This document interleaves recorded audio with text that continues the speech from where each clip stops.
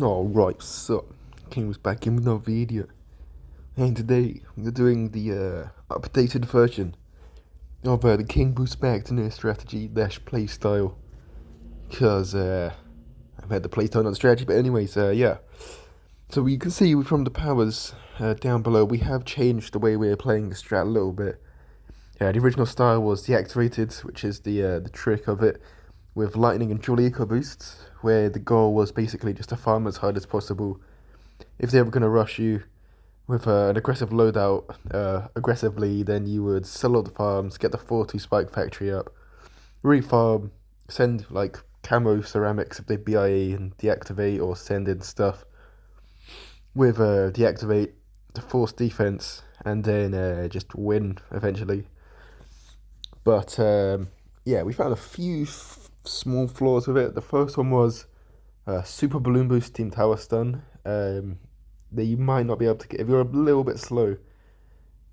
Then you won't be able to get up enough. If you want to like wait so that's a big rush and not a small rush, then you won't be able to just go straight for your 4-2 spike factory in time, so that there's enough spikes built up in order to defend, and lightning doesn't really help against it.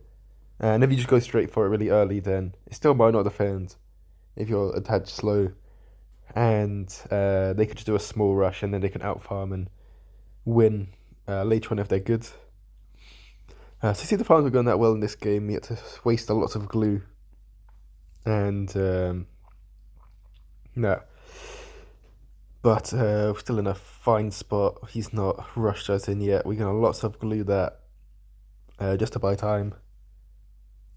He can go red for some reason. He's going to laugh, not sure why. Sends another rush in. We just chill to this. And then yeah, and then because we're doing lots of glue instead to counter the super balloon boost. Also, you can pre-buy it. We see sometimes pre-do it for if you know power lock's coming. So that's yeah, good for that. And then what's the other thing? Oh yeah, and then because we're not using lightning, it's harder to greed for farms aggressively. So we need super eco boost to make up for that. Because if you just get sent loads of stuff, then our farms, we're going to have to keep buying more defense because we can't just lightning it like before. And our farms will be low. And then it's just not going to end well. So we need super eco boost instead. He said it's an early BFB, which is going to spike storm this. I'm not even sure we need to spike storm it really. We could just get up a 2-3 spike factory, but that's just really safe. And he actually sends us something in before or after, so even safer. Keeping a spike factory as well, which is really good. And now we're sending in a BFB of our own. Now you can see our spike factory. It's quite a good spike factory spot. This one on cards is really good because it pops the balloons when the used up spikes go. And that really helps with AI. He's going to send in now a bunch of BFBs. We could defend this, but we decided the better play is just to counter underneath. It should be a fine defense, but I don't want to start spike storming and then not be able to afford the next one and lose. But yes, so we beat that guy. Now we got a live replay against Shadow, who was not too happy after the game, accused me of using damage boost dual eco burst lightning, which was a bit strange because I didn't use any of those powers, as Patty realised, even though he wasn't in the game. So that was kind of funny. But no, so yeah, the thing about Shadow is he normally always goes passive strat, so I was expecting it to be like Dartling glue or something, and to be playing this quite differently, but you'll see what powers he uses when he uses them. But that was not the case. So yeah, we're gonna super eco boost start. No salt, thankfully. I guess he used quite a late super eco boost. I think. Yeah, you want to use it right at the start of the round to get the most value out of it. Use it about 45 seconds. I forgot when the round started, but if it starts before 42, then use it after. Then you're missing money, which you could have had just by being a little bit more alert. I'm not sure why it's laggy. I got a bit of space back from the iPad, but not a lot. Hopefully this doesn't run too badly. We're just gonna, yeah. Just gonna farm on for now. He's not aggressing enough. See, we that straight away. We got in before 124. Um, Income is every 6 seconds if you're a new player and don't know. And he's done it now, so I don't mind on 123. He is on 132, so he missed two sets of extended income by using the super eco boost really late, which is yeah, really not great. Since there's some blacks now, we can just defend this with another engineer, I believe. I really am annoyed at how laggy this replay is. Oh my goodness. If it's as laggy as it is currently in the editing app. But no, I can't do anything about this now, so we move. Holy moly, this is really slow. um,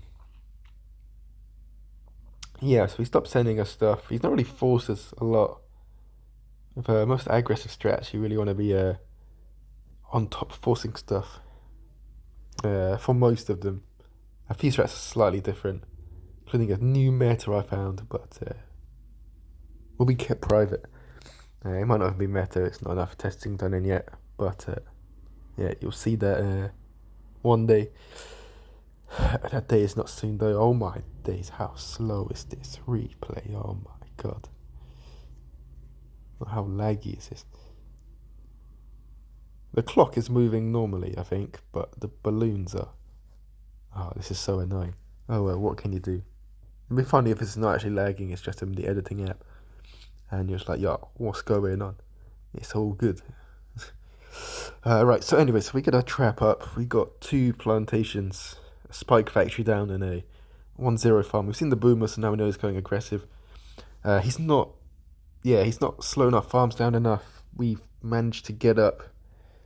We managed to keep both of our lots of glues as well, so a lot of really good things are currently happening for us. He's going to stern some camo reds. We're not sure if he's playing power lock or not at this point, so we're going to pre-place our lots of glue. YouTube notification.